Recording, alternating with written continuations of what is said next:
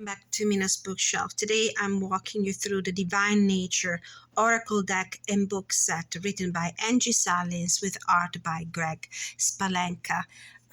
Just a few days ago, I reviewed another beautiful Oracle deck by Angi Sullins. She's also the creator of the Love Who You Are, which is the deck I showed a few days ago, and Wisdom of a Fizz.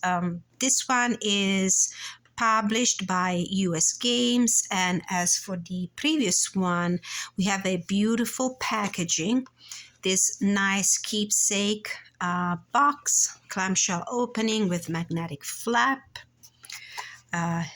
little cradle to host the deck, the pull-up ribbon, beautiful colors, beautiful artwork already, I can tell.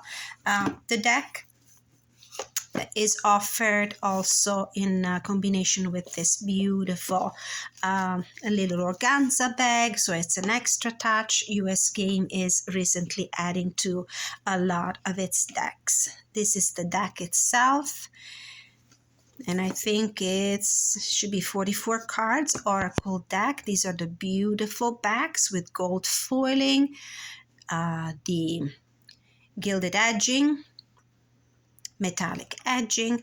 Now, this is a different combination of artist and author and writer.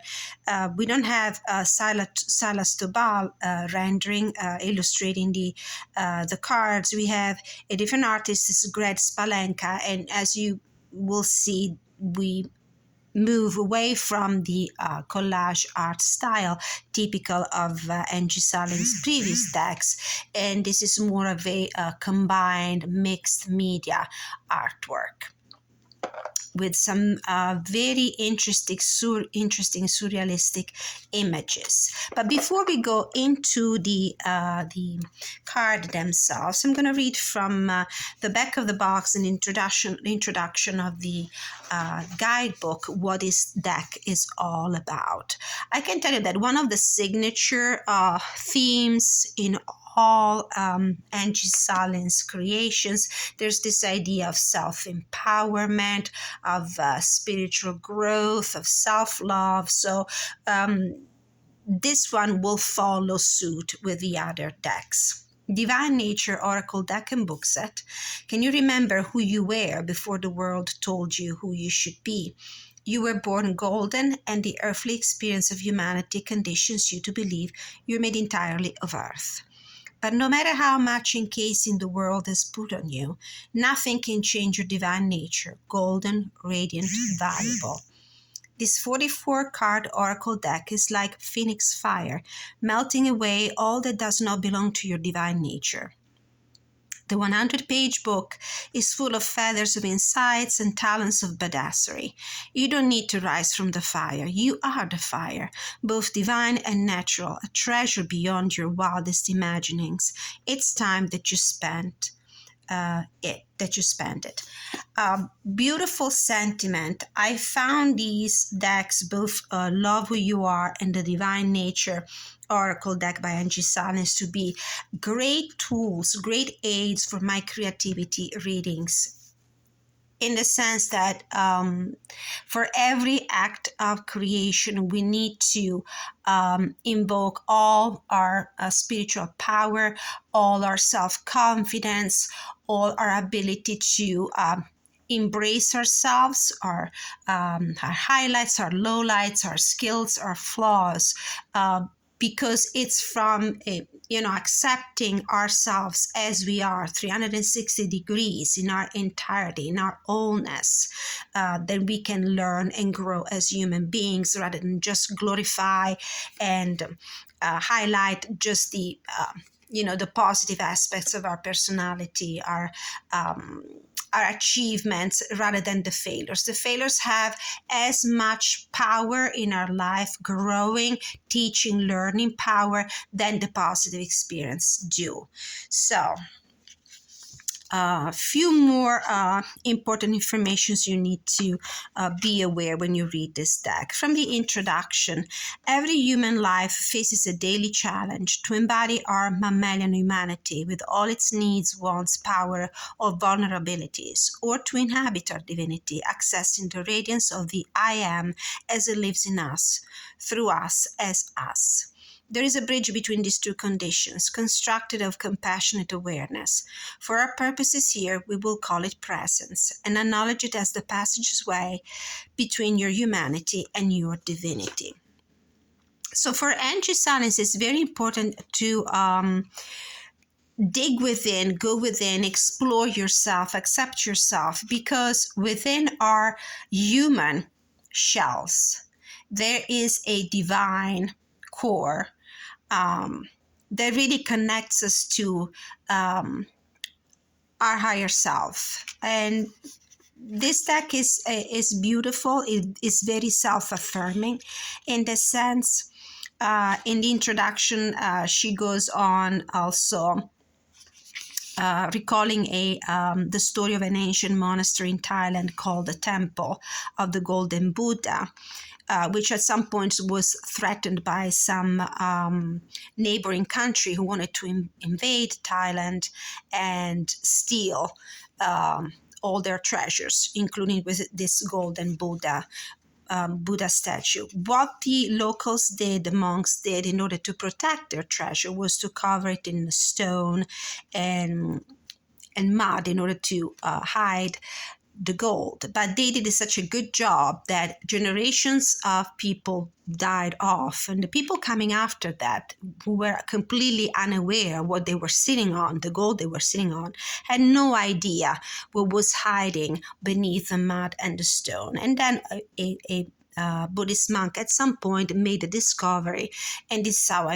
they found out that there was gold beneath. So Angi Sullins compares this story to the way our human nature sometimes hides this wonderful spiritual, powerful inner core beneath layers of mental constructs, societal expectations that tend to hide our true self. So there's a diamond in the rough. There's a diamond in each of us, hidden in most cases beneath layers and layers of mud, of constrictions, of expectations that tend to cut our wings and do not enable us to give and live our full potential in life. But enough with the words, enough with this, and let's go into the cards themselves. Now, the way Angi Sullins recommends to use this deck is to use it in an intuitive way. Of course, she says you can always enjoy the messages, the very supportive and empowering messages that she provides in the guidebook, but the first thing you need to do is really look at the images of the cards and see what kind of memory, sensation, feeling, emotion they invoke, because you might be able to create connections with the images of the artwork on each of those cards and have a very personal relationship with each of those memories. So we have 44 cards, and they are gilded, as I said, and they come in this glossy finished cardstock, and they're quite flexible. The size is the size of a regular tarot deck, more or less. So very easy to manage. All right, so we're starting with Journey. The artwork by Greg Spalenka uses a mixed media. So there's a combination of painting, photography, things are kind of manipulated, and the product is a beautiful, surrealistic, dreamlike kind of imagery. The cards are not in order. So we have a keyword, we have a colorful border, very little, very understated. Journey.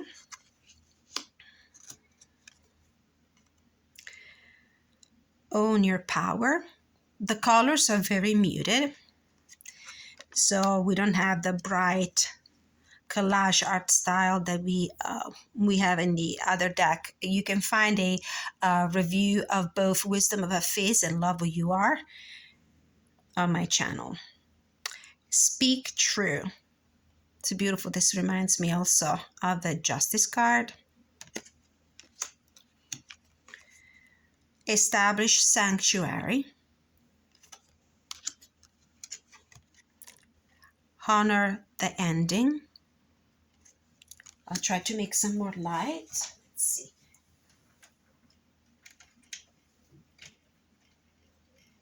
Let's see if anything changes this way. Reclaim Innocence.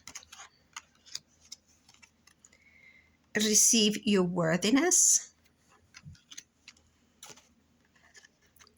Focus. These are great cards for meditation, so pulling one card per day.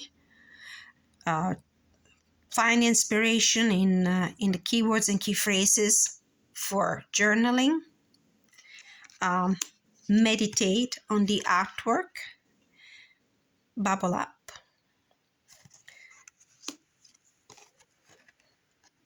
Transform. And see what kind of emotions, feelings, memories bubble up to the surface, to use one of the keywords. Remember who you are. Face your dragons. Engage your invisibles. This card has been stalking me. Comes out very often. I do use this deck mainly for my creative readings. I do them for myself. So I do them for myself and other people, and for my monthly energy check-ins on my channel. Reveal the lies. So it's a great tool for that kind of inspirational, self-affirming reading, but also as clarifiers at the end of a larger spread and divinatory readings done with the tarot. Kiss the Muse. Radiate self-compassion. Burn sacred fire. Surrender the resistance. Unmask your darkness. So this deck goes a little deeper. It might be very helpful also when you do dreams analysis with your mystical tools, with your tarot and oracle. Answer the call. Very similar to the Judgment card. Hold your ground. Seek the symbols. Encourage effortlessness. Garden the heart. Alchemize. Navigate with heart. Court the divine feminine. Embody grace. Oh, my cat just woke up. She loves my tarot and oracle cards. She does. Twirl. In my last reading, she just was walking all over the table on my cards. Stand for justice. Interesting how the Justice card here is pregnant. The character in the Justice card is pregnant. Embrace enthusiasm. This one reminds me also of the Three of Cups. It's something that I normally do. I always find, or try to find, I don't know if I do it consciously, but I always find connections between the oracle cards and the tarot archetypes, the way which is the RWS system inspired way. Submerge. Go within. Walk the flower path.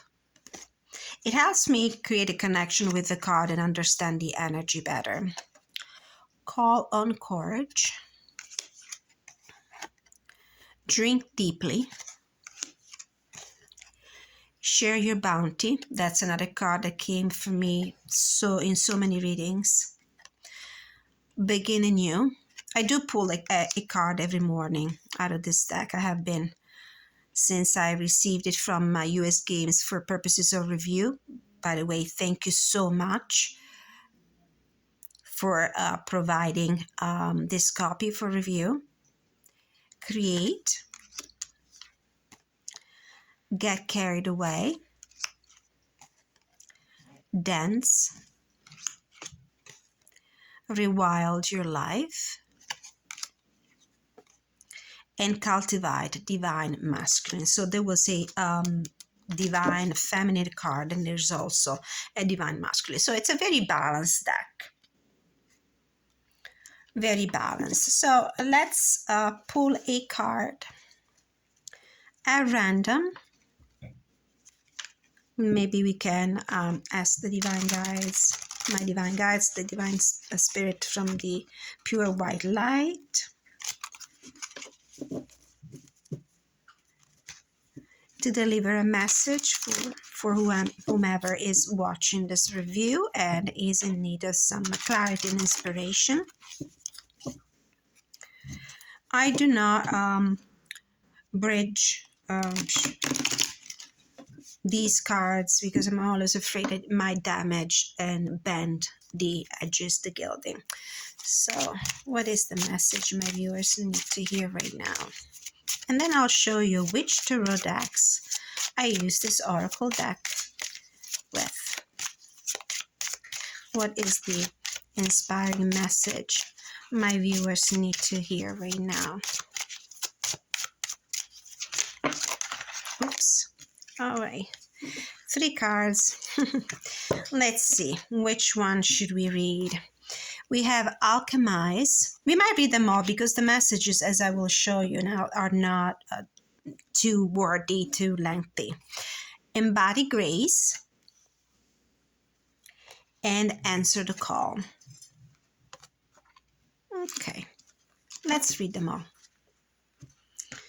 From the guidebook. The guidebook comes in this very high quality cardstock that is slightly shiny. Each of the cards is featured in this full color illustration, and then there is the number, a couple of the keywords, the key phrase, and a small paragraph. So we have number 22, Alchemize. I don't think there are any spreads. I don't remember noticing any suggestions for spreads. So you can use this deck whichever way you feel guided to. For the Alchemize card, you are the alchemist of your own experiences, and nothing is more important than turning the lead of suffering into the gold of creative expression. This is why I'm saying that this is a great tool for creative readings. I'm finding this theme to be quite recurrent throughout the cards. There's a lot about creativity, self-expression. Pain that is unexpressed turns into suffering, but pain that is grieved, mourned, and given its creative voice becomes art. The medicine is found inside the wound, but not unless it becomes expressed. This is your job right now as an alchemist. Take the raw materials of your experience and turn them into song, dance, or art. Weave a story with the threads of your hope and despair. The cauldron is your life. The raw materials are your experiences. You are the alchemist with the power of transformation at your fingertips. If I had to compare this oracle card to a tarot card, it would be the Magician. Certainly, the Magician and the Temperance card as well, the Temperance archetype. And then we have number 44, Embody Grace, which is the last card in the deck.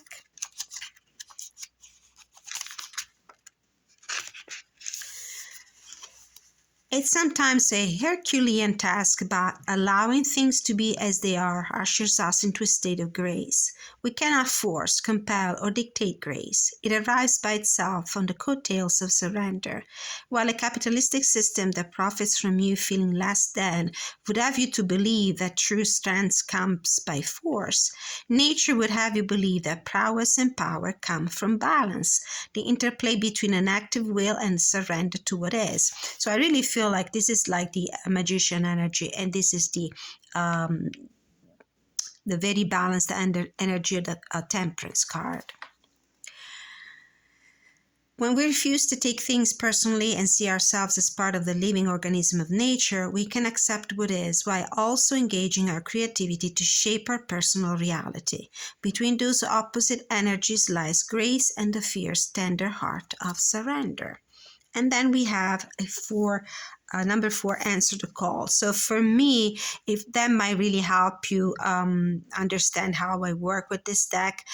It's easy. It's really easy. It comes natural to me to create the connections with the archetypes from the tarot. So for me, this is a magician, temperance, and judgment card, which inspires me or whoever needs to receive this message. This is an invitation, an inspiration to use your skills, use your talent.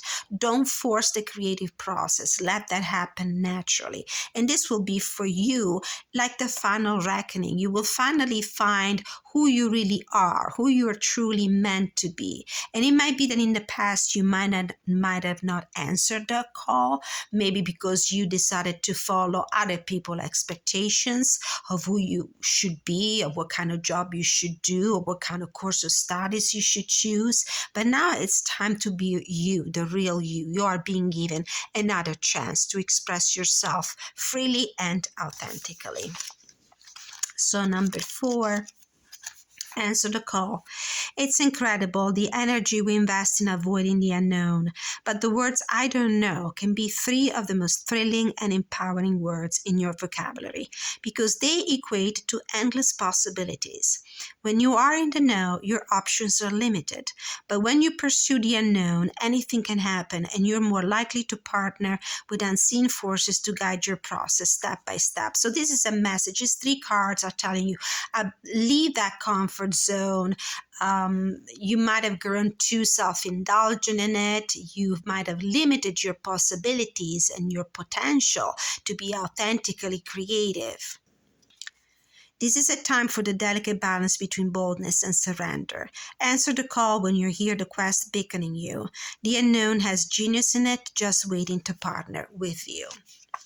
All right, beautiful message. Now, quickly, I'm going to show you which tarot deck I've been combining the divine nature with. And one of the decks that worked beautifully with this oracle deck, both for aesthetics and energy, is the Dream Keepers by Liz Houston. It's another mass market US game published deck, and there's something in the artwork, the sentiment, the themes, the energy that reminds me a lot of Greg Spalenka artwork and Angi Sullins creative inspiring writing. And as you can tell, the artwork in many ways is very similar. So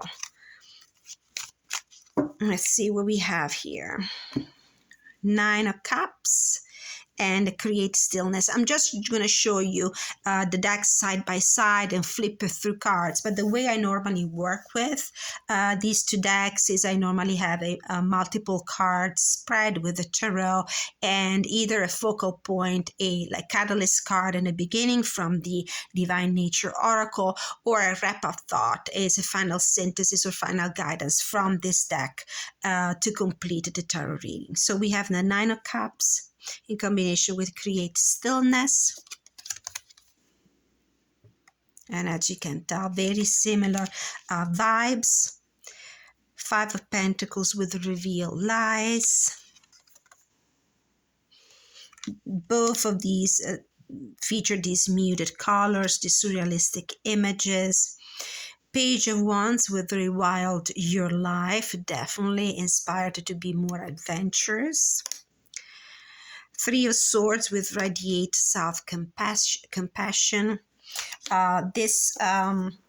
The cards featured here in the front cover of the box, it really reminds me of the Kuan Yin, very compassionate goddess. Ten of Wands with Hold Your Ground. Nine of Wands with Honor the Ending. The Lovers with Seek the Symbols. Queen of Pentacles with Unmask Your Darkness. King of Wands with Answer the Call. And then one more, the last one, is the Fool with Embody Grace. And I think these two decks work wonderfully together. Highly spiritual readings with both of them. All right, well, this was my walkthrough and review of Angi Sullins and Greg Spalenka Divine Nature Oracle Deck and Book Set, recently published by US Games. Thank you so much for watching, and until I see you next time, many blessings.